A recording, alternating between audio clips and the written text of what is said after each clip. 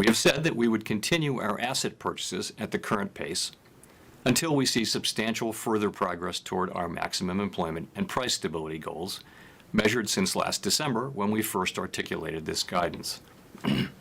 My view is that the substantial further progress test has been met for inflation. There has also been clear progress toward maximum employment. At the FOMC's recent July meeting, I was of the view, as were most participants, that if the economy evolved broadly as anticipated, it could be appropriate to start reducing the pace of asset purchases this year. The intervening month has brought more progress in the form of a strong employment report for July, but also the further spread of the Delta variant. We will be carefully assessing incoming data and the evolving risks. Even after our asset purchases end, our elevated holdings of longer-term securities will continue to support accommodative financial conditions. With vaccinations rising, schools reopening, and enhanced unemployment benefits ending, some factors that may be holding back job seekers are likely fading. While the Delta variant presents a near-term risk, the prospects are good for continued progress toward maximum employment.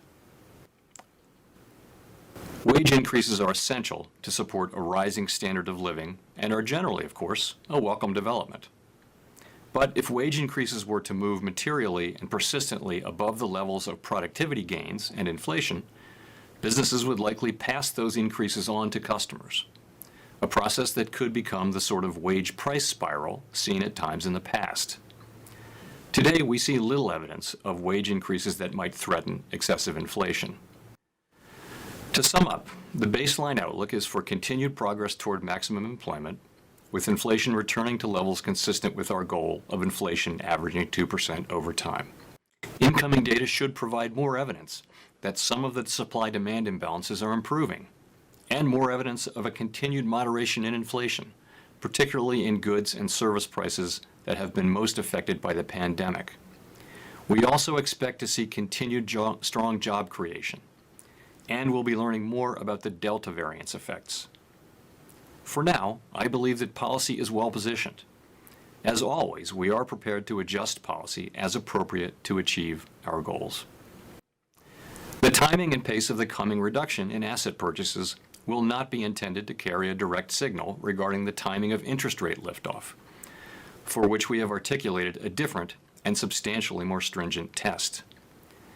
We have said that we will continue to hold the target range for the federal funds rate at its current level until the economy reaches conditions consistent with maximum employment and inflation has reached 2% and is on track to moderately exceed 2% for some time. We have much ground to cover to reach maximum employment, and time will tell whether we have reached 2% inflation on a sustainable basis. If a central bank tightens policy in response to factors that turn out to be temporary, the main policy effects are likely to arrive after the need has passed.